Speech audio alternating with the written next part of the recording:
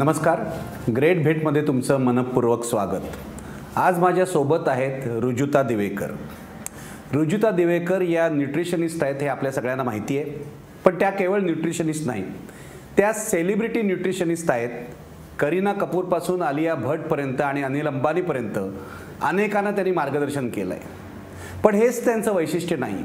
त्यांचं वैशिष्ट्य हे आहे की न्यूट्रिशनच्या क्षेत्रामध्ये त्यांनी भारताला नवा विचार दिलेला आहे.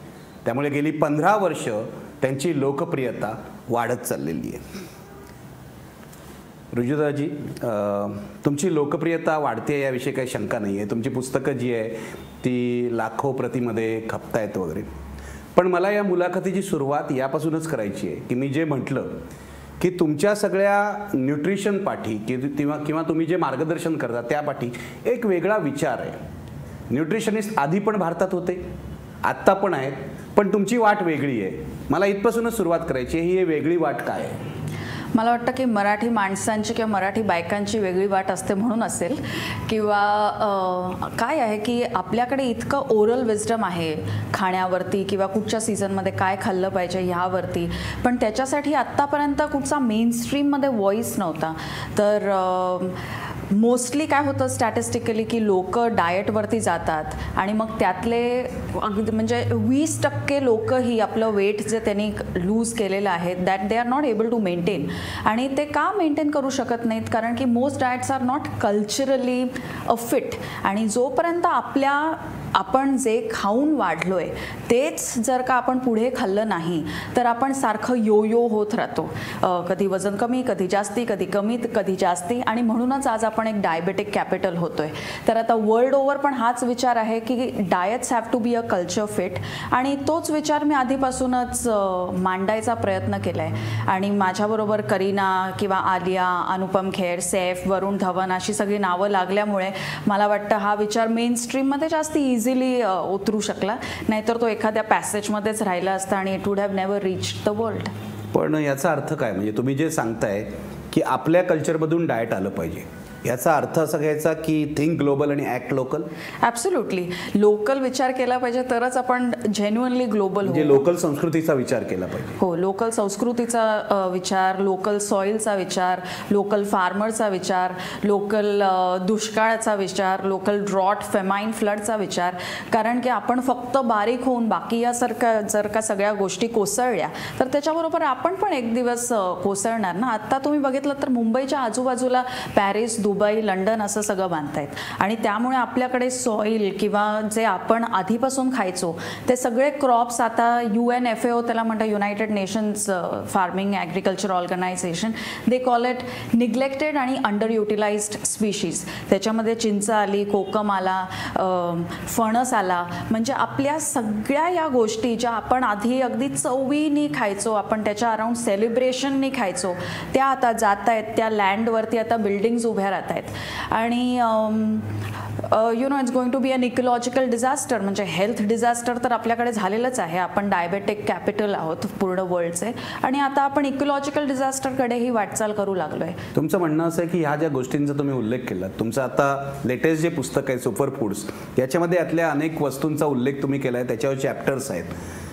म्हणजे ह्या ज्या गोष्टी आहेत, कोकम असेल, नारळ असेल, या सगळ्या गोष्टी या आपल्या रोजच्या आहारामध्ये आल्या पाहिजेत असं तुमचं म्हणणं आहे? हो, कारण ह्या आत्ता आणि हा तुमचा भारतीय विचार आहे. म्हणजे तुम्ही ह्या मातीतल्या, माझ्या दृष्टीने वन लाईनर आहे, तुम्ही या मातीतल्या, या संस्कृतीतल्या न्यूट्रिशनिस्ट आहात. येस, आमची माती आमची माणसं टाईप ऑफ न्यूट्रिशनिस्ट. येस, कारण की मातीतलंच जेव्हा आपण खातो तर तेच आपल्या क्लायमेटसाठी किंवा आपण जिकडे राहतो त्या रिजनसाठी ते जास्ती सुटेबल असतं. म्हणूनच नॅचरली आपल्याकडे काही झाडं किंवा काही क्रॉप्स छान वाढतात. आणि त्याच क्रॉप्स किंवा त्याच फळांमधून, त्याच भाज्यांमधून आपल्याला जे नरिशमेंट पाहिजे ती आपल्याला मिळू शकते. आणि त्या नरिशमेंटमुळे आपण सहजपणे बारीक राहू शकतो.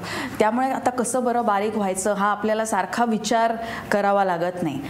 रेग्युलर लोकल फूड जर का आपण खाल्लं तर आपण इझिली ते मेंटेन करू शकतो. There is a word for it, it's called food miles. Food miles म्हणजे जितकं दुरून आपलं फूड येतं तितकं लांब आपलं पोट आपल्या स्पाईनपासून जातं. त्यामुळे ॲपल किंवा किवी आपण खूप ऐकलं, apple a day keeps a doctor away, त्या सगळ्यामुळे आपलं पोट एवढं मोठं होतं आणि आपण कायमच डॉक्टरांच्या वेटिंग रूममध्ये बसलेलं असतं. पण केळं, फणस, आंबा या गोष्टी आपल्या आजूबाजूच्याच परिसरातून येतात आणि त्यामुळे मग आपलं पोट जाऊन आपल्या स्पाईनवरती बसतं आणि once you are fit you can prevent diseases. पण काय आहे की mango a day keeps a doctor away हे राईम होत नाही म्हणून आपण ते वापरत नाही. म्हणून ॲपल अ डे असं आपण म्हणतो आणि ते चुकीच्या पद्धतीने वापरतो. ॲब्सोल्युटली. आणि आंब्याला आपण घाबरतो, म्हणजे आंब्याने डायबिटीज होईल असं आपल्याला वाटतं, पण ॲक्च्युली आंबा खाल्ला तर आपण डायबिटीज प्रिव्हेंट करू शकतो. पण हे म्हणायलाही किंवा हे बोलायलाही आपल्याला भीती वाटते की अरे आपल्याच लोकल फ्रूट्सबद्दल आपण चांगलं कसं बोलणार, म्हणजे की आपल्याच बायकोबद्दल आपण चांगलं कसं बोलणार असा विचार आपल्या मनात येतो.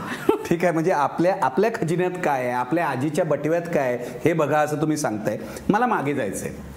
मला सांगा, तुम्ही जेव्हा सुरुवात केली, म्हणजे मी तुमच्याबद्दल जे वाचलं आहे त्याच्यामध्ये तुम्ही 1999 मध्ये सुरुवात केली, त्यावेळेला आत्ता जे तुम्ही सांगताय तशी परिस्थिती नव्हती. त्यावेळेला न्यूट्रिशनच्या जगामध्ये परिस्थिती काय होती, कसे न्यूट्रिशनिस्ट होते, काय सांगत होते, परदेशातून जे येतं उदाहरणार्थ एकसारखं ऐकू यायचं GM डाएट किंवा जे काय वेबसाईट्सवर येतं ते वाचून लोक करत होते. या सगळ्या तुमच्या जिम्स आहेत, जिम्नॅशियम्स आहेत, यासुद्धा तिथून जे येत आहे त्यावरच बेस होत्या. काय परिस्थिती होती तुम्ही सुरू केलं तेव्हा? मी सुरू केलं तेव्हा मला वाटत होतं की मी आता कसं काय डायटिशियन म्हणून एक करिअर करणार, कारण की जर का मी कुठच्या तरी मोठ्या जिममध्ये जॉईन झाले तर फक्त मेंबरशिप्स विकणं आणि त्याच्यावरती कमिशन्स कमवणं ह्याच्या पलीकडे माझ्या करिअरला काही स्कोप नव्हता. जर का मी कुठच्या डॉक्टर किंवा हॉस्पिटलमध्ये गेले असते तर एखाद्या जिन्याच्या खाली बसून फक्त जे आपल्याला डॉक्टर सांगेल तो एकच प्रिंटआउट सारखा प्रत्येक पेशंटला देण्यापलीकडे माझ्याकडे काही पर्याय नव्हता. आणि म्हणून मला वाटलं की या दोन्हीमध्ये तरी I can't see myself doing any of these things. म्हणूनच मी आता स्वतःला अजून एज्युकेट केलं पाहिजे. I have to be better equipped so that I can work on my own. आणि म्हणून तेव्हापासूनच आय डिसाइडेड की ठीक आहे, मी I learn about fitness also, I learn about exercise, I learn more about nutrition. आणि मग मी स्वतःहूनच म्हणजे मी एकटीच काम करायला लागेन. आणि थँकफुली 99 पर्यंत काय होतं की न्यूट्रिशनिस्ट ह्याला फक्त फिल्म इंडस्ट्री किंवा इंडस्ट्रियलिस्ट ह्यातलीच लोक only they would patronise someone like this. तर त्यामुळे my very first client happen to be David Dhawan's wife. त्यामुळे पहिल्यापासूनच मी फिल्म इंडस्ट्रीच्या सर्कल्समध्ये मग वावरायला लागले. आणि घरातलंच खा, जे तुम्ही आधीपासून खाताय तेच खा, हा विचार प्रत्येकालाच आवडतो. स्टार असो, नॉन स्टार असो, क्लर्क असो किंवा CEO असो, स्टुडंट असो किंवा हाऊसवाईफ असो, दिस इज इझी. आणि मग जर घरातलंच खाऊन, रेग्युलरली खाऊन, डिसिप्लिन्ड वेमध्ये खाऊन जर का आपण बारीक झालो तर कोणाला नकोय, प्रत्येकाला. विचार आला कुठून? म्हणजे हे जे तुम्ही सांगताय, म्हणजे मला तुमच्या सगळ्या फिल्म इंडस्ट्रीतल्या प्रवासाकडे यायचं आहे, पण मला हे समजून घ्यायचं आहे की तुम्ही तुमच्या पहिल्या पुस्तकाच्या प्रस्तावनेमध्ये हे लिहिलेलं आहे की तुम्ही जेव्हा सीनवर आलात तेव्हा न्यूट्रिशनिस्ट सुद्धा वेगळे होते. ते सांगत एक होते पण त्यांची तंदुरुस्ती तशी नव्हती. तुम्ही प्रस्तावनेमध्ये लिहिलं, काय परिस्थिती होती, काय चित्र होतं? मला प्रत्येक जण जेव्हा मी चालू केलं तेव्हा म्हणायचे अरे इतकी लहान मुलगी कशी काय न्यूट्रिशनमध्ये, कारण की जनरली अशी चांगली एक जाड बाई अशी असायची मोस्टली न्यूट्रिशनमध्ये. अशीच लोक असायचे की हाऊसवाईफ्स किंवा ज्यांना आता कंटाळा आलाय काहीतरी हॉबी म्हणून आपण करावं म्हणून या फील्डमध्ये यायचे. मला याच्यामध्ये करिअरच कायम करायचं होतं. पण जेव्हा मी चालू केलं तेव्हा मला कायम विचारायचे लोक की अच्छा मेरा 2 किलो जाएगा तो उसका क्या भाव रहेगा.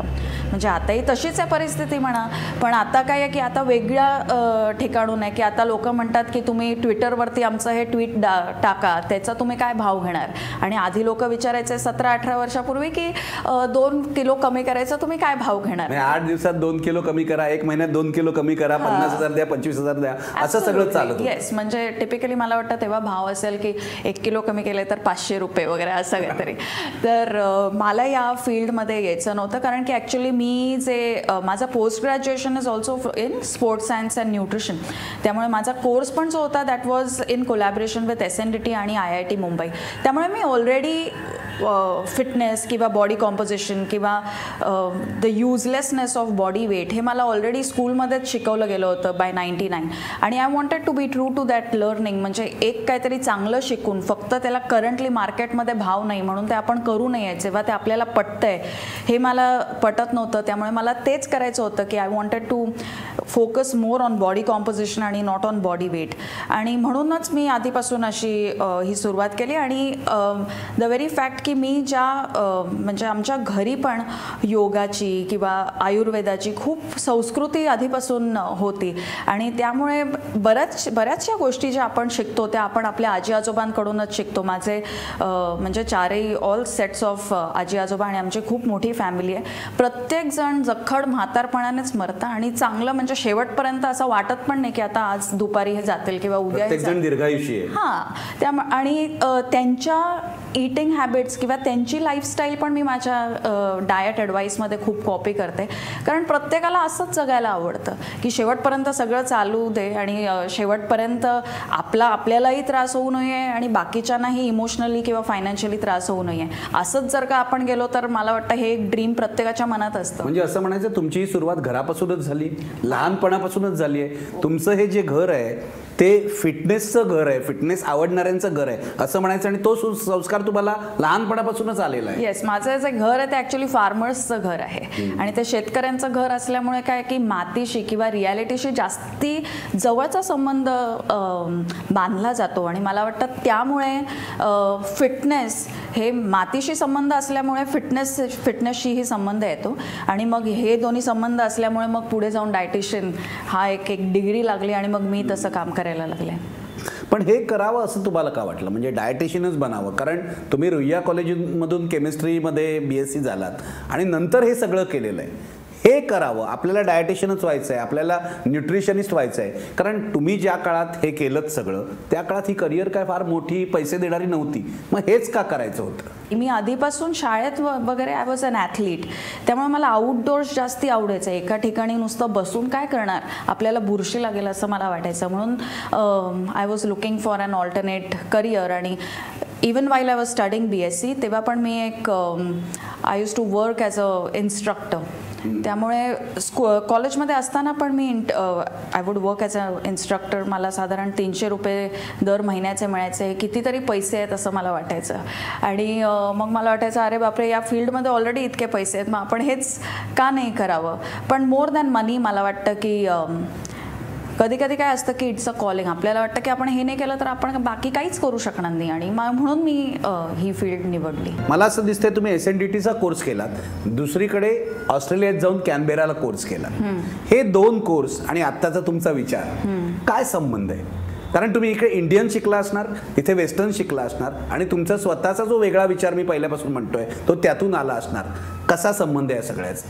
मला वाटतं एकच तो थ्रेड असतो आणि मग त्याच्यामध्ये आपण जसं वेगवेगळे फुलं विणत जातो किंवा वेगवेगळे मोती विणत जातो तसंच आहे हे.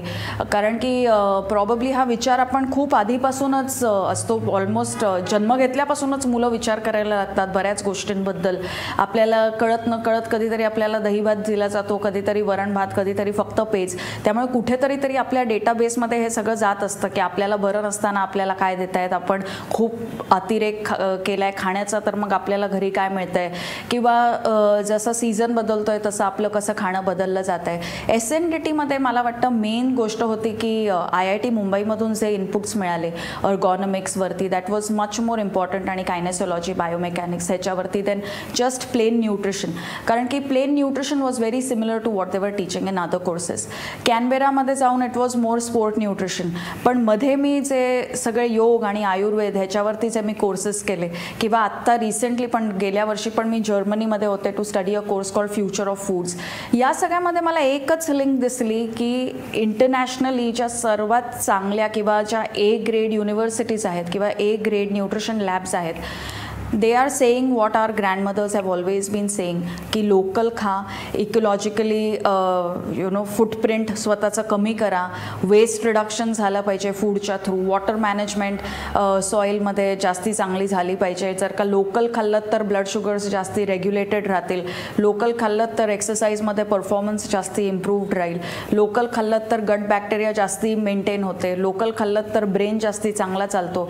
त्यामुळे म्हणजे आपल्या ज्या सगळ्यांच्या आजा आहेत आणि आत्ताच्या लेटेस्ट हायटेक लॅब्स आहेत, they are on the same page. फक्त आपली आजी जी आहे ती अशी काय सेलिब्रिटी डायटिशियनसारखी वावरत नाही, त्यामुळे ती जे काय म्हणते ते आपल्याला असं काहीतरी सुपरस्टिशियस बोलते किंवा ही वेड्यासारखं बोलते असं आपल्याला वाटतं. म्हणजे ह्याच्यामध्ये सायन्स आहे किंवा फूड विस्डम आहे किंवा हे तेच फूड विस्डम आहे जे उद्या न्यूयॉर्क टाइम्स किंवा गार्डियन किंवा WSG त्याच्यावरती आर्टिकल लिहिणार आहे आपल्याला खरंही वाटत नाही. आता recently Guardian carried an article on turmeric latte which is हळद दूध, आणि आपण हळद दूध पिताना आपण आपल्याला अगदी शी काय आपण बेकार 1000 वेळा आईने दिलं असेल पण आपल्याला त्याचं महत्त्व कळत. करेक्ट. पण एकदा त्याला एकदा ते $10 किंवा $12 टर्मरिक लाते म्हणून आलं की आपण ते एकदम प्राईडनी पितो.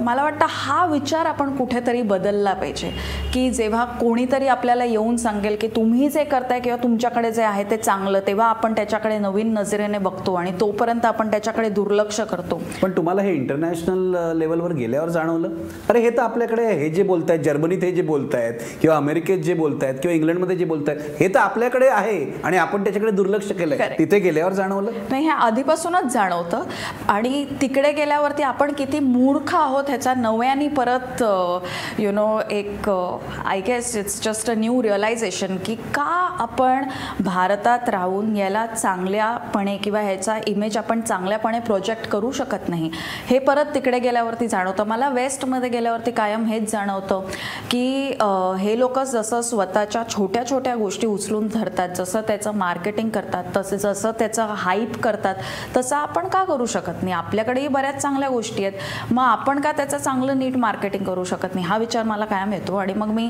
त्यांच्याकडून I guess I learn tricks of marketing की कुठच्या वर्ड्स यूज करायचे, कसं त्याच्यावरती फेसबुकची पोस्ट करायची, काय लिहायचं, फणसाबद्दल लिहायचं असेल तर काय लिहायचं की ज्याच्याने लोक फणस परत नव्याने खायला लागतील. तर हे सगळं मी त्यांच्याकडून शिकते. पण हे जे विजडम आहे की कशात काय आहे आणि काय नाही आहे हे विजडम मी घरीच शिकते किंवा भारतात लोकली शिकते, पण तो विजडम कसा उचलून बाहेर प्रोजेक्ट करायचा ते मी वेस्टकडून शिकून येते. हे फारच उत्तम आहे. मी आता मुळामध्ये याची सुरुवात कशी झाली आणि तुमचा विचार काय समजून घेतलं, पण मला आता मगाशी जो तुम्ही उल्लेख केलात की हा विचार तर महत्त्वाचा होताच, पण तुम्हाला जी लोकप्रियता मिळाली ती पहिल्यांदा फिल्म इंडस्ट्रीमधून मिळाली. सेलिब्रिटी, तुम्ही न्यूट्रिशनिस्ट आहात आणि करीना कपूरला तुम्ही 0 फिगर दिली इथपासून मिळाली. या फिल्म इंडस्ट्रीत तुम्ही कसं काय शिरलात? मी तुम्हाला आधी म्हटलं तसं की 99मध्ये जेव्हा मी सुरुवात केली तेव्हा फक्त फिल्म इंडस्ट्री ह्याच्यामध्येच लोकांना आपण कसं दिसतो ह्याच्यामध्ये जास्त इंटरेस्ट असायचा. युजली जे लोक रेग्युलर लोक किंवा ज्यांना आपण नॉन सेलिब्रिटीज म्हणतो त्यांना इतका इंटरेस्ट नसायचा. म्हणजे 2003मध्ये मला सर्वात पहिला फिल्म इंडस्ट्रीच्या बाहेरचा कुठचा तरी क्लायंट मिळाला असेल. ह्याच्यामध्ये बरंच मला वाटतं आपली इकॉनॉमी कशी ओपन होते आणि किती लोकांना पगार मिळायला लागतात, कसे ते पगार वाढतात, या सगळ्यांवरती माझ्यासारख्या फील्डमधल्या लोकांचं बरंचसं अवलंबून आहे. त्यामुळे 99पर्यंत इट वॉज ओनली इंडस्ट्रियलिस्ट आणि फिल्म इंडस्ट्री, आणि 2003 नंतर असा एखादा कोणीतरी बाहेरून आता तर बरेच लोक who are not from the film industry माझ्याबरोबर काम करतात. आता असं काही नाही, तुम्हीच इंडस्ट्री झालात, तुम्हीच एक ब्रँड म्हणलात. पण हे घडलं कसं? म्हणजे तुम्ही मगाशी म्हणालात डेव्हिड धवनच्या बायकोला तुम्ही शिकवत होतात. करेक्ट. कसं झालं? तिथून सुरुवात झाली आणि करीना कपूरकडे कशा एकदम तुम्ही गेलात? काय आहे की ह्या ज्या गोष्टी आहेत की अरे मी हे खाऊन माझं वजन कमी झालंय, या कायम वर्ड ऑफ माउथच असतात. मग त्या फिल्म इंडस्ट्रीमध्ये असो किंवा पॉलिटिकल सर्कल्समध्ये असो किंवा शाळेत असो किंवा कॉलेजमध्ये असो, कुठच्याही सेटअपमध्ये या वर्ड ऑफ माउथमुळे स्प्रेड होतात. आणि मी एकदा लाली धवन बरोबर काम केल्यानंतर तिचं सर्कल फिल्म इंडस्ट्रीचंच असल्यामुळे मला वाटतं हळूहळू माझं नाव त्याच सर्कलमध्ये वाढायला लागलं. आणि मी तुम्हाला म्हटलं तसं की घरातलंच खाऊन रेग्युलर एक्सरसाइज करून आपण बारीक होतोय हे कोणाला नको आहे? प्रत्येकाला हवं आहे. प्रत्येकाला वरण भात, पोळी भाजी, आमटी भात खाऊन वजन कमी करायचं आहे. फक्त काय आहे की करंटली आपल्याला वरण भात, पोळी भाजी, आमटी भात, आंबा, फणस, आमरस, पोळी ह्याला आपण घाबरतो. मग ह्याला घाबरायची गरज नाही. ह्याच्याबद्दल एकदा आपल्याला एज्युकेशन झालं की मग काय आपण त्याला घाबरत नाही, आपण ते बिंदास रेग्युलेटेड फॅशनमध्ये खातो. आणि तसंच झालं मला वाटतं लाली आणि तिच्या सर्कल्समध्ये. आणि म्हणून पण हे पटवलं कसं तुम्ही? कारण असं आहे की या सगळ्या बॉलिवूडवर वेस्टर्न इन्फ्लुएन्स खूप आहे. म्हणजे ते सगळं तिकडे बघून करत असतात. करीनाला किंवा या डेव्हिड धवनच्या बायकोला, करीनाचं मी पुन्हा पुन्हा अशासाठी विचारतोय की 0 फिगर हा शब्द तुमच्या या सगळ्या न्यूट्रिशनमधून आला. तिचं वजन 68 किलो होतं, तुमच्या पुस्तकात पण आहे, ते 48 किलोवर आलं. केवळ तुमच्या डाएटमुळे आलं असं लोक म्हणतात ना. नाही, तुम्ही काय म्हणता मला हे जाणून घ्यायचंय, कारण तुमच्या पुस्तकांना सगळीकडे करीनाच्या प्रस्तावना आहेत. करेक्ट.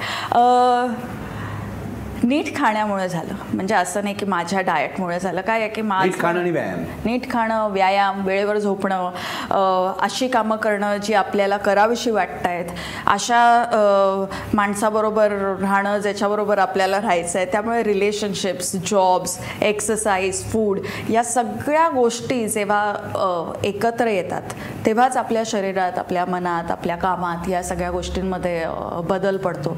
आणि मग तेव्हा आपल्या आजूबाजूला जी लोक असतात त्यांना क्रेडिट मिळतं. तसं काहीतरी माझं झालेलं आहे. इतकं सोपं नाही.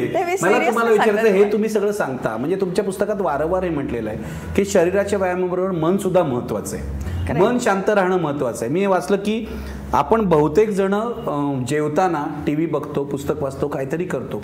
तुम्ही लिहिलं जेवताना हे काही करू नका, त्याच्याकडे पूर्ण लक्ष द्या, जेवणाकडे. म्हणजे मन महत्वाचं आहे. शरीर जर ताब्यात राहायचं असेल, शरीर जर नियंत्रणात राहायचं असेल तर मन सुद्धा तेवढंच महत्वाचं आहे. ॲब्सोल्युटली. इनफॅक्ट जर का शरीर आपण नियंत्रणात आणलं तरच मनही नियंत्रणात येतं. आणि म्हणजे तेच आहे की सेल्फ जर का मॅनेज झालं तर स्ट्रेस पण मॅनेज होतं. आणि या सोप्या गोष्टी आहेत की जेवताना काहीही बघू नये किंवा फार बोलू नये किंवा व्हॉट्सॲपवरती लास्ट सीन काय आहे हे चेक करू नये. पण ह्याच गोष्टी आपण करत नाहीत. सोप्या गोष्टीच कठीण असतात. एक्झॅक्टली. करीना कपूर एक आर्टिस्ट होती, अनिल अंबानी हे एक इंडस्ट्रियलिस्ट आहेत. तुम्ही असं लिहिलेलं आहे तुमच्या पुस्तकामध्ये. यांच्याकडून सुद्धा मी खूप शिकले. प्रत्येक माणसाकडूनच आपण खूप शिकू शकतो. म्हणजे मनी मॅनेजमेंट किंवा टाईम मॅनेजमेंट या सगळ्या गोष्टी मी त्यांच्याकडूनच शिकले. आणि commitment, disciplined sense to exercise. पण ही बडी मंडळी तुमचं सगळं ऐकतात, तुम्ही जे सांगता ते फॉलो करतात? कारण की त्यांनी जर का ते फॉलो केलं नाही तर मी त्यांच्याबरोबर कामच करत नाही. तुम्ही काम करणं सोडून देता? येस.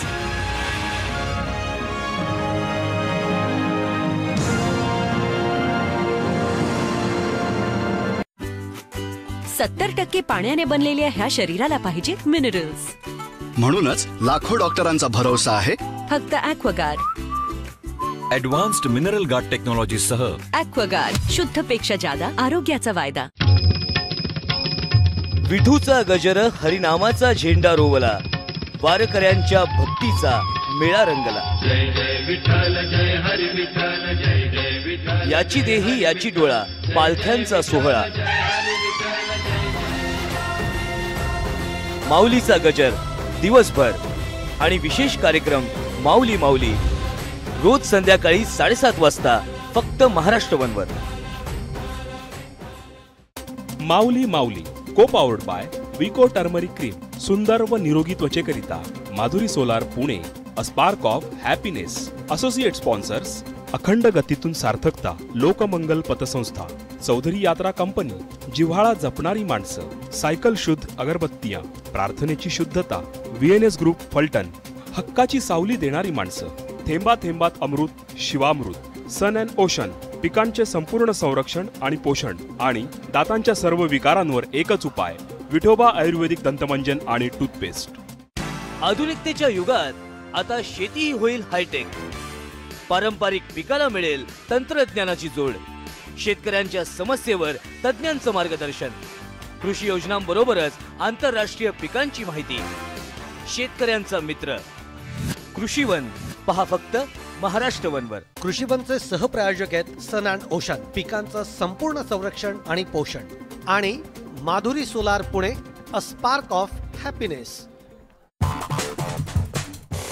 धकाधकीचं जीवन आणि बदलत्या ऋतूत कसं आहे तुमचं स्वास्थ्य, यापैकी कोणती भेडसावतीये का तुम्हाला चिंता? काय खाऊ आणि काय नाही यामधून करून घ्यायची असेल तुम्हाला सुटका, तर पहा हेल्थ टाइम. सोमवार ते शुक्रवार दुपारी 2 वाजता फक्त महाराष्ट्र वनवर.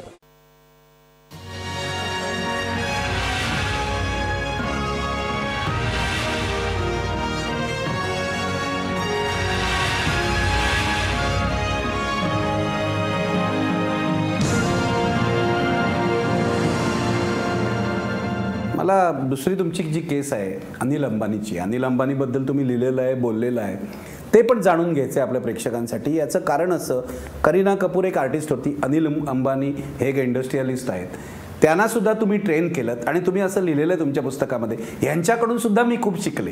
हा काय प्रकार आहे? खूप म्हणजे प्रत्येक माणसाकडूनच आपण खूप शिकू शकतो. म्हणजे मनी मॅनेजमेंट किंवा टाईम मॅनेजमेंट या सगळ्या गोष्टी मी त्यांच्याकडूनच शिकले. आणि commitment disciplined sense to exercise. पण ही बडी मंडळी तुमचं सगळं ऐकतात, तुम्ही जे सांगता ते फॉलो करतात? कारण की त्यांनी जर का ते फॉलो केलं नाही तर मी त्यांच्याबरोबर कामच करत नाही. तुम्ही काम करणं सोडून देता? येस. आणि हा कॉन्फिडन्स पण म्हणजे मी कायमच अशीच होते की माझं, कारण की मला काय वाटतं की मला समजतं आहे याबद्दल, तर मी नीट समजून आणि माझ्या ॲडवाईससाठी पूर्ण रिस्पॉन्सिबिलिटी घेऊनच मग मी पुढे लोकांना सांगते. तर माझा फर्स्ट वीक होता जेव्हा मी अनिल अंबानीला ट्रेन करत होते आणि विदिन द फर्स्ट वीक मी त्यांना सांगितलं होतं की आता ह्या संडेला तुम्ही 5 किलोमीटर धावा. तर त्यांनी मला सांगितलं या संडेला माझं ऑलरेडी ठरलेलं आहे, मी 21 किलोमीटर धावणार आहे. तर मी त्या सांगितलं नाही, यू कॅनॉट रन 21 किलोमीटर्स. तर त्यांनी मला सांगितलं ओके बाय, कारण की तेव्हा I was just living, so it's it okay bye, see you tomorrow. त्यामुळे मी तेव्हा निघाले. पण मला वाटलं की असं कसं, he is training with me आणि he is not listening to me. म्हणून मी घरी जाऊन त्यांना एक मोठा ईमेल लिहिला आणि त्याच्यामध्ये मी असं, जसं आपल्याला स्कूलमध्ये शिकवलं असताना 2 कॉलम्स बनवून, तसं मी त्यांना run 5 kilometres, run 21 kilometres this Sunday, त्याचे प्रोज आणि कॉन्स. आणि मग मंडेला जेव्हा आय मेट हिम तेव्हा he told me boss I ran 5 kilometres as per your instructions. कारण की मी त्यांना सांगितलं की if you are going to run 21 kilometres then I should not be in your life. म्हणजे एकतर आपण नीट फॉलो केलं पाहिजे आणि आपण जर का फॉलो करणार नसू तर उगाच आपण एकामेकाचा वेळ वाया घालवतोय, तर कशाला असा वेळ वाया घालवायचा. म्हणजे कितीही मोठी सेलिब्रिटी असली तरी तुम्ही जे शिकवता त्याबाबत कडक शिक्षक होता? कडकपेक्षा जास्ती ऑनेस्टली शिकवते. कारण की जर का आपण शेवटी काय की we are charging money for this advice, त्यामुळे ती ऑनेस्टच असली पाहिजे किंवा ती आपल्या ॲटलिस्ट त्या वेळेला आपल्याला जे माहिती आहे it should be as good as that. नाहीतर उगाचच कोणाचा तरी मोठ्या माणसाचं आपल्याबरोबर नाव लागेल म्हणून स्वतःच्या कामावरती जर का आपण कॉम्प्रोमाइज करायला लागलो तर मग आपण तोंड तरी कोणाला दाखवणार नंतर. हे बरोबर आहे. हे सगळं बोलत असताना मला तुमच्या पुस्तकांकडे वळायचं आहे, इतरही गोष्टींकडे वळायचं आहे. पण त्याआधी तुमच्या सगळ्या करिअरमध्ये मला खूप महत्त्वाची एक गोष्ट वाटते आणि त्यावर मला सविस्तर बोलायचं आहे. तुमच्या सगळ्या करिअरमध्ये हिमालय ह्या गोष्टीला खूप महत्त्व आहे. तुमच्या सगळ्या लिखाणामध्ये, तुमच्या सगळ्या, मला असं वाटतं तुमचं जी ट्रेनिंग आहे त्याच्यामध्ये. आणि मी असं वाचलं की तिथे शिवानंद योगा आश्रम जो आहे तिथे जाऊन तुम्ही आयुर्वेद शिकलात, योगाचे धडे घेतले. काय त्याचं स्थान तुमच्या आयुष्यात आहे आणि हिमालयापासून तुम्ही काय शिकलात? सगळंच हिमालयापासून. म्हणजे दरवेळेला मला वाटतं हिमालय काहीतरी नवीनच आपल्याला शिकवतं. दरवर्षी तुम्ही हिमालयात जाता?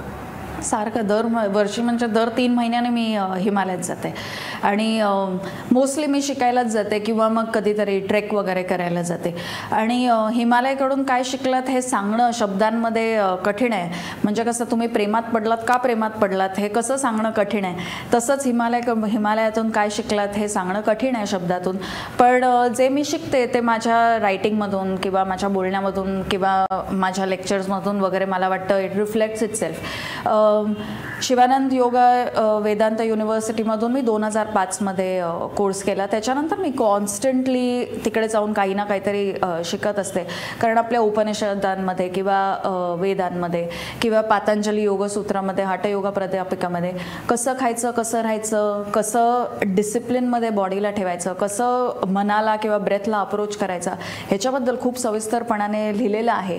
पण आपण जे शिकतो शाळेतून किंवा I studied sports science and nutrition, पण त्याच्यामध्ये काहीच उपनिषदांचं किंवा वेदांमधलं किंवा पातंजली योगसूत्रांमधलं त्याच्यामध्ये काहीच सिलेबसमध्ये त्या नसतं. आणि या सगळ्या हे जे सगळे टेक्स्ट आहेत किंवा ह्यांचं जे टीचिंग आहे आणि मोस्टली हे सगळं ओरल टीचिंग आहे की गुरु सांगतो आणि शिष्य ऐकतो, असं जे गुरु शिष्य परंपरेमधून अजूनही हिमालयांमध्ये शिकवलं जातं. आणि जर का आपण तिकडनं शिकलो तर बऱ्याचशा गोष्टी आपल्या ज्या डेली लाईफमध्ये आहेत त्या सोप्या होतात.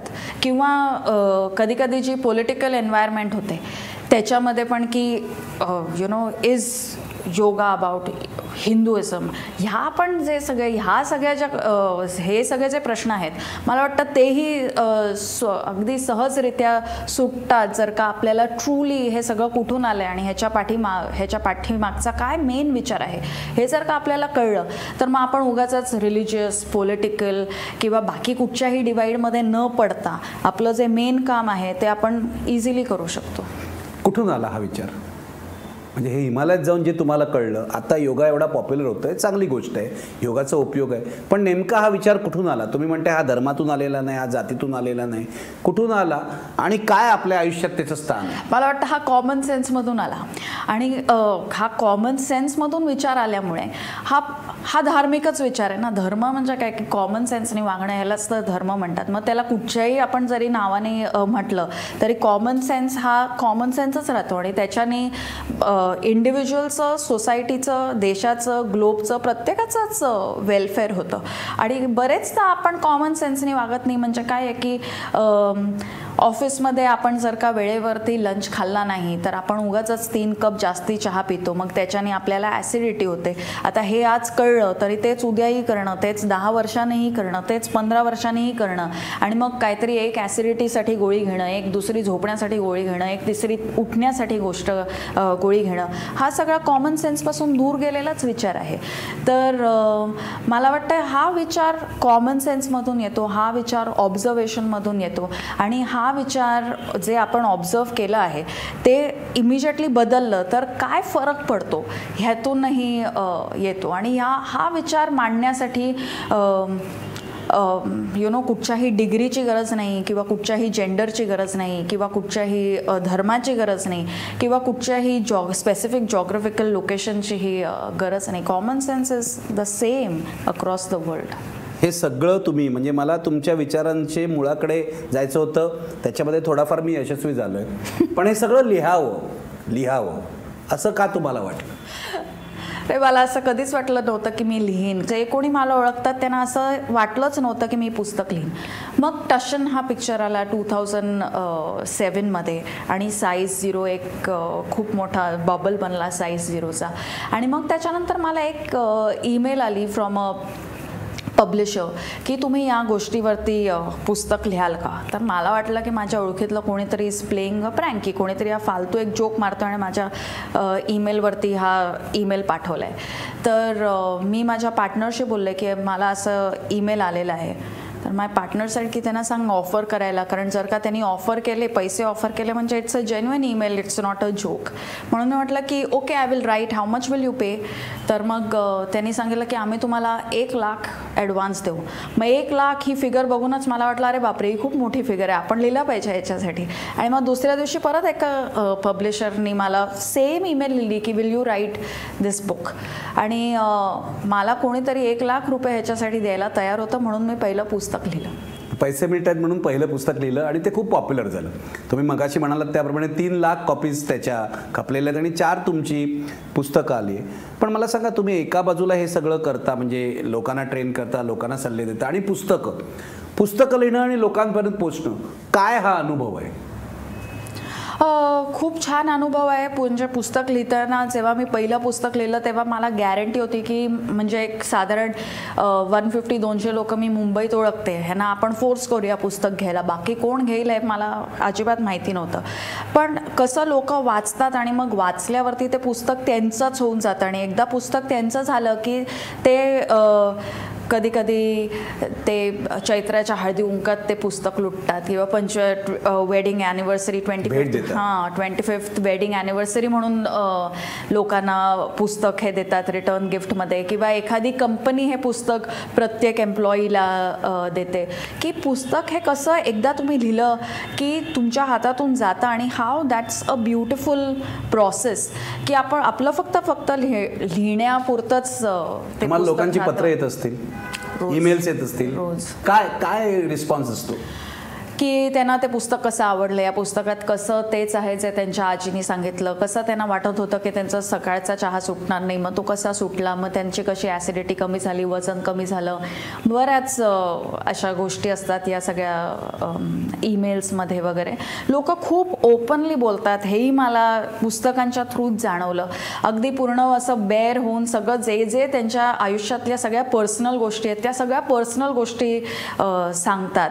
आणि मला वाटतं हा विश्वास बसणं ही खूप मोठी गोष्ट आहे की लोकांचा इतकं ओपनली लोक बोलू शकतात स्वतःच्या आयुष्याबद्दल किंवा स्वतःच्या खाण्यापिण्याबद्दल. मला वाटतं that has been my biggest gain आणि that has been my biggest learning. आपण जसं साडीवरती ब्लाऊज घेताना विचार करतो, आपण जेव्हा प्रत्येक गोष्टीचा मला वाटतं आपण पडदे लावतानाही जास्ती विचार करतो, पण आपण डाएटवरती जाताना शरीराचा विचार करत नाही, कधीच शरीराचा विचार करत. कारण काय आहे की आपण किती जाड होत, आपण कसे गेले 5 वर्षापूर्वी किती बारीक होतो, आपण आपल्या लग्नात किती बारीक होतो, हे आपण सारखं इतकं बोलतो की या you know and this is pure nonsense. पण या नॉनसेन्सला खूप ॲक्सेप्टन्स आहे.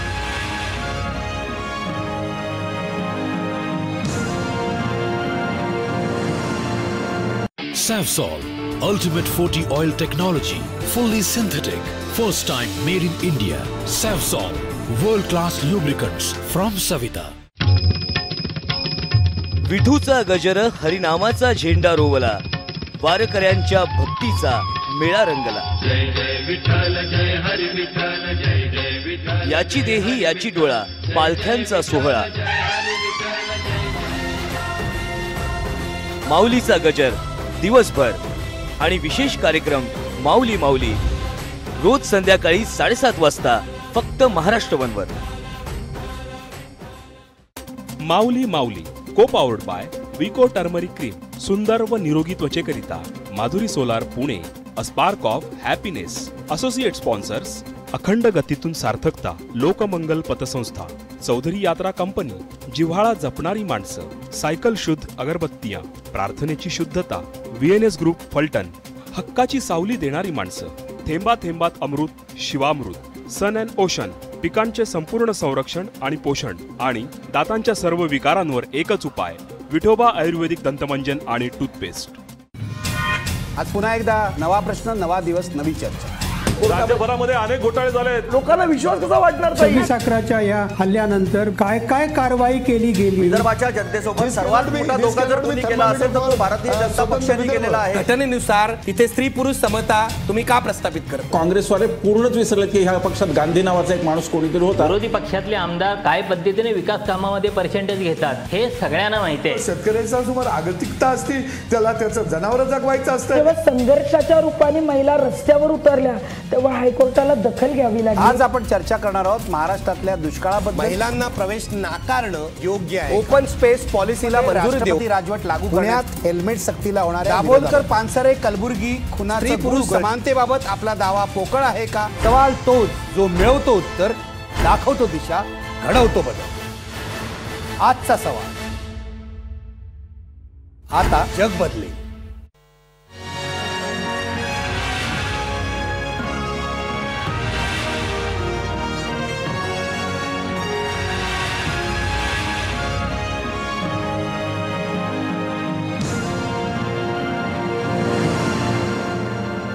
पुस्तकं लिहिलीत, आणखीन तुमची लोकप्रियता वाढली. आधी तुम्ही सेलिब्रिटी ट्रेनर म्हणून फेमस होतात, पुस्तकं लिहित अधिक लोकप्रियता आली. ब्रँड कधी बनला आणि इंडस्ट्री कधी बनली? मला काय माहिती ब्रँड कधी बनला आणि इंडस्ट्री कधी बनली. रुजुता दिवेकर हा एक ब्रँड आहे आणि तुमच्याकडे स्टाफ आहे. असं काही नाही की तुम्ही एकट्याच काम करता, तुमच्याकडे स्टाफ आहे. तुमच्या नावानी जेव्हा एखादं काही तुमचं लेक्चर असतं तेव्हा तिथे कॉर्पोरेटमध्ये तुमचे लेक्चर्स होतात, त्याची तुम्हाला मी एका तुमच्या लेखामध्ये कुठच्याकडे 3-3.5 लाख रुपये फी मिळते.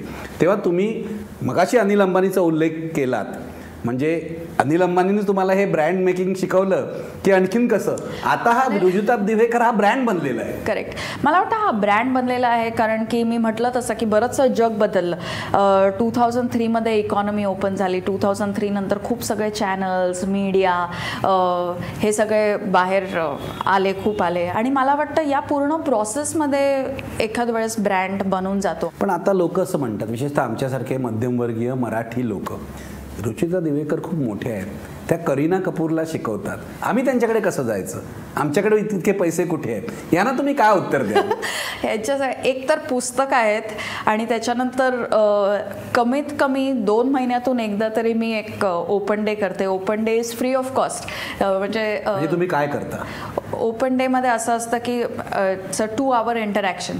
त्याच्यामध्ये पहिला 1 तास मी बोलते की काय काय आपण केलं पाहिजे for weight loss and for well being and stuff like that. आणि पुढचा 1 तास we do a open question and answer. त्याच्यासाठी कोणीही येऊ शकतं आणि त्याचा चार्ज 0 रुपीज. फक्त they have to come on time. आणि you know that's the only thing की आधीपासूनच तुम्हाला रजिस्टर करावं लागतं आणि वेळेवरती यायचं. ह्याच्या पलीकडे काही तुम्हाला पे करायला लागत नाही. मग त्याच्यानंतर आम्ही अजून पण एक प्रोग्राम चालू केला. It is called the unique 2 month programme. त्याच्यामध्येही मी या सगळ्या लोकांबरोबर 2 महिने काम करते. पण it is at a much lesser cost than you know the exclusive programme, ज्याच्यामध्ये मी त्यांच्याबरोबर 1-on-1 कामं करते. मला हे विचारायचं आहे, आता ही जी फिटनेस आहे किंवा वेलनेस ज्याला हल्ली म्हणतात, ही एक मोठी इंडस्ट्री झाली आहे. तुमच्यासारखे चांगले लोक आहे, काही लोकांचा फायदा उठवणारे पण आहे. कसं बघताय तुम्ही या सगळ्या इंडस्ट्रीकडे?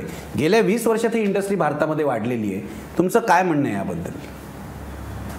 माझं असं म्हणणं आहे की जेव्हा इंडस्ट्री वाढते, कुठचीही इंडस्ट्री वाढते, आता तुम्ही योगा बघा, योगाचीही इंडस्ट्री वाढते. म्हणजे BK सायंगर सारखे लेजेंड, त्यांच्याकडे 2 वेळचं खायलाही पैसे नव्हते. तुम्ही त्यांच्याकडेही शिकलाय? त्यांच्याकडेही मी शिकले.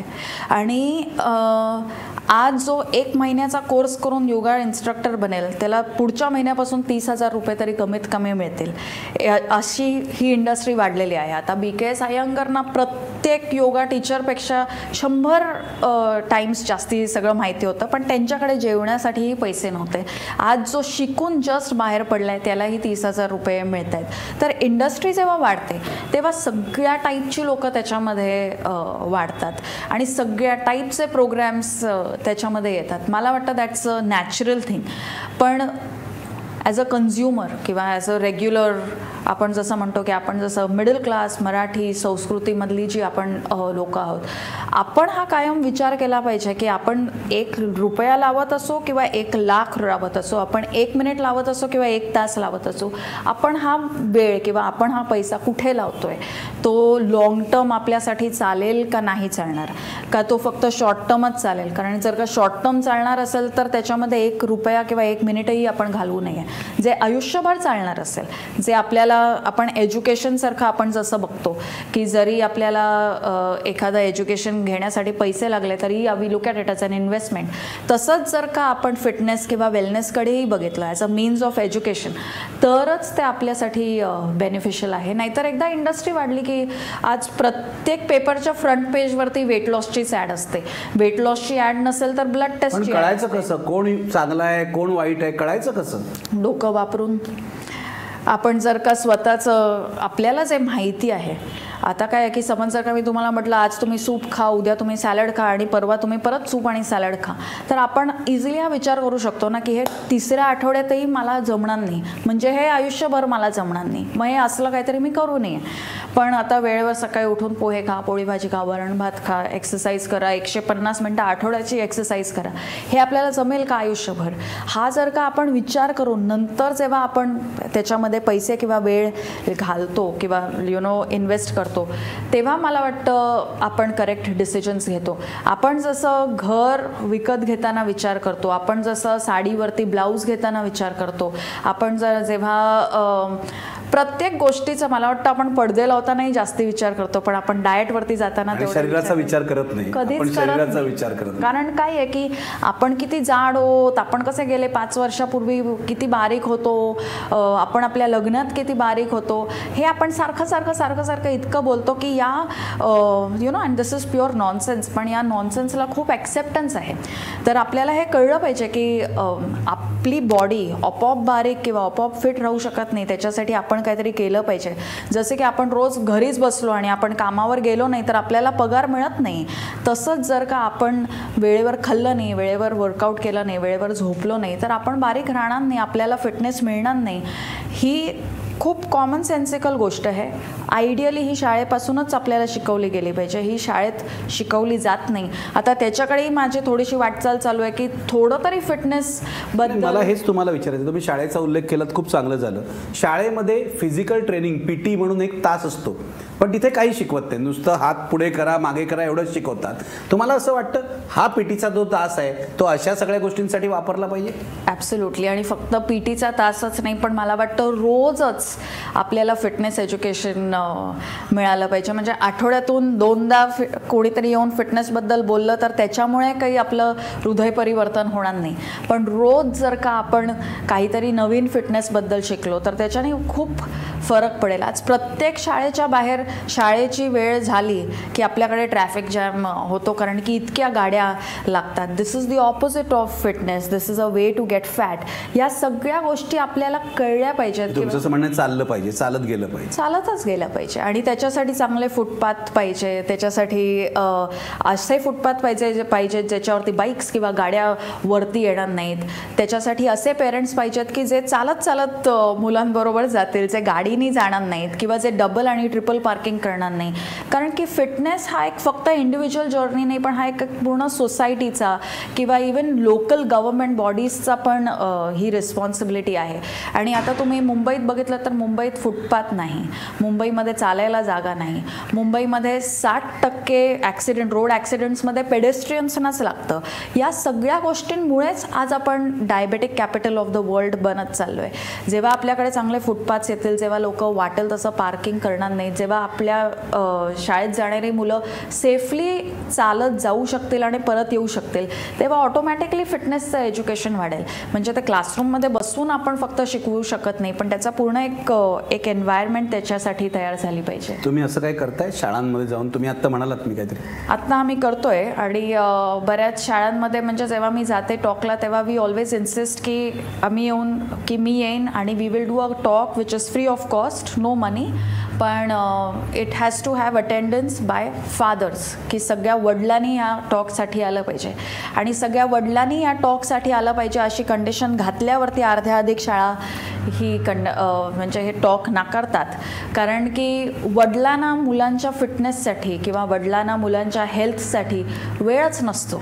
आणि फक्त आयांशी मला बोलायचं नाही आहे, कारण की बायका बऱ्यापैकी इन ट्यून असतात किंवा त्यांचा प्रयत्न चालूच असतो, पण आपल्या मोस्टली जे घरांमधून जे पॉवर सेंटर्स असतात, जो वडील माणूस जो आपण म्हणतो, जो हे जे लोक असतात, त्यांचं काहीच फिटनेस किंवा हेल्थ किंवा स्वतःच्या प्रकृतीकडे लक्ष नसतं. आणि आपण वाढत असताना आपण हेच शिकतो की जेव्हा आपण मोठे होणार किंवा जेव्हा आपण पैसे कमावणार तेव्हा आपण आपल्या शरीराशी वाटेल तसं वागणार. आणि जेव्हा आपले वडील बदलतील तेव्हाच मुलंही बदलतील. त्यामुळे प्रत्येक शाळांना मी सांगते, मी येईन, I will do a talk, पण वडिलांनी आलं पाहिजे. पण फक्त वडील त्या टॉकमध्ये अलाउड आहेत, आया अलाउड नाहीत.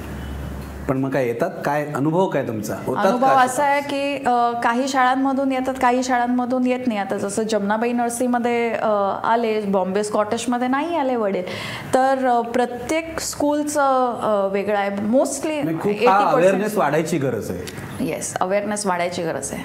मला आणखीन एक गोष्ट विचारायची आहे की तुम्ही, असं मी ऐकलं की तुम्ही एक फार्म घेतलेला आहे आणि तुमची अशी कल्पना आहे की लोकांनी जाऊन तिथे राहावं आणि काय तिथे फार्मिंग कसं करतात, लाईफस्टाईल काय हे पाहावं. हा काय विचार आहे? मी फार्म घेतलेला नाही. हा फार्म ॲक्च्युली मला ही अँसेस्ट्रल प्रॉपर्टी आहे. अच्छा, तुमचं स्वतःचं माझ्या वडिलोपार्जित आहे. म्हणजे माझ्या आजोबांच्या वडिलांपासून हे मिळालेलं आहे आम्हाला. आणि आधीपासूनच म्हणजे मी अगदी लहान असल्यापासूनच माझ्या आजोबांनीही मला हे सांगितलेलं आहे की ही जागा विकायची नाही, ह्याच्यामध्ये कायम काहीतरी आपण पिकवलं पाहिजे. आणि आत्ता जेव्हा मी तुम्हाला म्हटलं जर्मनीमध्ये मी जेव्हा गेले होते तेव्हा मी तिकडे बघितलं की बेल्जियममध्ये मी गेले होते एका ओपन डेच्या टॉकसाठी की they do something called as community initiatives. त्या कम्युनिटी इनिशिएटिव्समध्ये they do something called as community farming. Community farming म्हणजे शहरातली राहणारी लोक ही फार्म्सवरती जातात आणि फार्मरकडून शिकतात की कसं आपण कसे सीड लावायची सॉईलमध्ये, मग त्याला वरती यायला किती वेळ लागतो, मग ती वरती आली की त्याच्यामध्ये किती वेस्ट होतं, काय काय आपण वापरू शकतो, काय कॅटलला जातं, काय ह्युमन बिईंग खातं. आणि तेव्हा मला वाटलं की अरे हेच तर आपण प्रत्येक वेकेशनमध्ये, प्रत्येक सुट्टीमध्ये, प्रत्येक समर आणि दिवाळी वेकेशनमध्ये आपण हेच केलेलं आहे आपण आपल्या आजी आजोबांपासून. हां, आणि आता बेल्जियममध्ये ह्याला कम्युनिटी फार्मिंग ह्या नावाने केलं जातं. मग परत मला वाटलं की म्हणजे हीच आयडिया आपण जर का त्याला नीट प्रोजेक्ट केली तर आपल्याकडेही बरीच लोक येतील. आणि आत्ता करंटली जे पेरेंट्स प्रत्येक सॅटर्डे संडेला मुलांना फक्त मॉल्समध्ये नेत आहेत त्याच्याऐवजी ते फार्म्समध्ये नेतील. आणि जर का फार्म्समध्ये नेलं तर मुलांना आधीपासूनच कळेल की काय कसं पिकतं, मग त्याला आपण किती त्याची किंमत द्यायला आपण तयार झालो पाहिजे. कारण की कांदा किंवा कोथिंबीर किंवा भात आणि बाकी ग्रेन्स तर 100%, पण फक्त कोथिंबीर चांगली ग्रो व्हावी ह्याच्यासाठी ही खूप मेहनत लागते.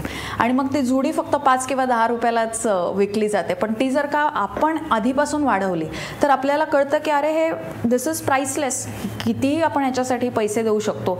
मग मे बी आपण कमी शर्ट पॅन्ट बॅग्स असं घेऊया आणि जास्ती पैसे म्हणजे चांगल्या फूडमध्ये इन्व्हेस्ट करूया. तर मग ह्या दिस वॉज द थॉट की हे आपल्याकडे ऑलरेडी आहे. आणि वेस्टर्न वर्ल्डमध्ये कम्युनिटी फार्मिंग हे चांगली आयडिया जर का आपण प्रोजेक्ट केली तर त्याच्यासाठी टेकर्स आहेत. म्हणून मग we try doing the same thing आणि it is called the Sonave community farming project. Sonave हे गाव कोकणात आहे? कोकणात नाही आहे, हे सफाळ्याच्या जवळ आहे. अच्छा, इथे जवळच आहे, मुंबईच्या जवळ आहे. तिथे कम्युनिटी फार्मिंग तुम्ही सुरू केलं. तिथे काय म्हणजे लोक जातात तिथे रेग्युलर? आता दर महिन्यातल्या एक संडे आम्ही सगळे तिकडे जातो आणि वेगवेगळ्या गोष्टी आम्ही तिकडे ग्रो करतो. आणि जे आम्ही ग्रो करतो ते मग आम्ही घरी येऊन वापरतो. मग त्याच्यामध्ये आत्ता म्हणजे जानेवारीमध्ये आम्ही शेंगदाणे लावले, ते आत्ता आम्हाला मिळाले. आता आम्ही भात लावू. मग मध्येच आत्ता आम्ही कॉर्न लावला, कारण की आता तुम्ही मका पण बघा, फक्त आपल्याकडे अमेरिकन पिवळा कॉर्नच मिळतो. जो आधी आपला लोकल देशी कॉर्न होता तो आता मिळत नाही आहे. मग आता आम्ही देशी कॉर्नचं त्याच्यामध्ये बी लावलेलं आहे, ते आता आम्हाला मिळेल 3 महिन्यानंतर. तर अशा बऱ्याच गोष्टी आम्ही सगळ्या लोकल सीड्स त्याच्यामध्ये आम्ही लावतो, सगळे देशी सीड्स लावतो आणि ते आम्ही पिकवतो. पण ऑब्व्हियसली आम्ही लोकल शेतकऱ्यांची पण तिकडे मदत घेतो. आणि आपण आपल्याला कळतच नाही की कशी चांगली भाजी घ्यायची किंवा कुठची भाजी कधी सीझनमध्ये येते. ह्या ज्या कॉमन सेन्स मी तुम्हाला आधी म्हटलं तसं या ज्या गोष्टी आहेत त्या आता आपल्या सुटत चालल्यात, कारण आपण मॉल्समध्ये जातो, फार्म्समध्ये जात नाही. आणि हाच मेन ह्याच्या पाठी विचार होता सोनावे कम्युनिटी. मला माहित नाही तुम्हाला माहिती आहे की नाही, पण गांधीजींनी असं म्हटलं होतं की आयुष्य कळायचं असेल तर गावाकडे परत जा. करेक्ट. हाच विचार आहे याच्यामध्ये? I guess so. की कारण की जर का आपण परत गावाकडे गेलो नाही तर खरंच आपल्याला आयुष्याबद्दल काही कळत नाही. तुमचा जो विचार आहे आपल्या मुळाकडे परत जा, म्हणजे सगळ्या बाबतीत पहिल्यापासून मी बघतोय या मुलाखतीच्या सुरुवातीपासून तुमच्या सगळ्या न्यूट्रिशनच्या टिप्सच्या बाबतीत पण आपल्या मुळांकडे परत जा. मुलाखतीचा वेळ आता संपलेला आहे. शेवटी आपल्या प्रेक्षकांना काय सांगाल? कारण तुम्ही अनेक ज्या कल्पना आहेत या विषयातल्या यांना छेद दिलेला आहे, त्या बदललेलं आहे. उदाहरणार्थ भात खाऊ नका, सतत भात खाल्ल्यावर वजन वाढेल, खोबरं खाल्ल्यावर वजन वाढेल, दाणे खाल्ल्यावर वजन वाढतील, केळं खाल्ल्यावर वजन वाढेल. आणि सगळ्यात महत्त्वाची गोष्ट म्हणजे एकदा तर मी तुमच्या ट्विटर टिप्सवर वाचलं की तूप खायलाही हरकत नाही, बिनधास्त तूप खा. या सगळ्या कल्पना तुम्ही बदललेल्या आहेत आणि तुमच्या पुस्तकामध्ये लिहिलं आहे की 4 गोष्टी महत्त्वाच्या आहेत. त्या लोकांनी पुस्तकातच वाचाव्यात अशी माझी इच्छा आहे, म्हणून मी इथे चर्चा करत नाही. पण शेवटी लोकांना काय सांगाल की ह्या कल्पना तुम्ही बदलल्या, याला छेद दिला, काय करावं लोकांनी आता? नीट खावं. मला वाटतं ईट लोकल थिंक ग्लोबलचे मी आधीपासूनच म्हणत आली आहे. तेच करावं की आपल्या आजूबाजूचा जो निसर्ग आहे त्याच्याकडे आपण जास्ती सेन्सिटिव्हिटी किंवा जास्ती अवेअरनेसनी बघितलं पाहिजे. आणि जे नॅचरल सीझनचे जे रिदम्स असतात त्याप्रमाणे आपलं खाणं बदललं पाहिजे. रेग्युलर एक्सरसाइज आपली झाली पाहिजे. वेळेवरती झोपलं पाहिजे. या ज्या बेसिक कॉमन सेन्स गोष्टी ज्या आपल्याला माहिती आहेत त्या आता आपण फक्त केल्या पाहिजेत. आणि कारण केल्यानेच होतं आहे रे असं म्हटलेलं आहे. असं म्हणायचं खाण्याबाबत विचार करा. आपण अविचाराने खातो, न विचार करता खातो आणि खाण्यामध्ये मनच नसतं आपलं. आपण खाणं ही कृती करतो. तुम्ही असं सांगताय लोकांना खाण्यामध्ये मन घाला म्हणून? मी असं सांगते लोकांना की सावकाश जेवा. सावकाश देवा. Thank you very much Rujuta Diwekar. Thank you. तुम्हाला शुभेच्छा. तुमचे जे काही प्रोजेक्ट असतील, कारण तुमचं हे जे काम आहे ते सगळ्याच समाजाचं आरोग्य चांगलं बनवण्याचं आहे. आणि ज्या दिवशी समाज अशा प्रकारे मनाने आणि शरीराने चांगला होईल त्या दिवशी आपल्याला काहीतरी वेगळं जग दिसेल. Thank you very much. Thank you so much. Thanks.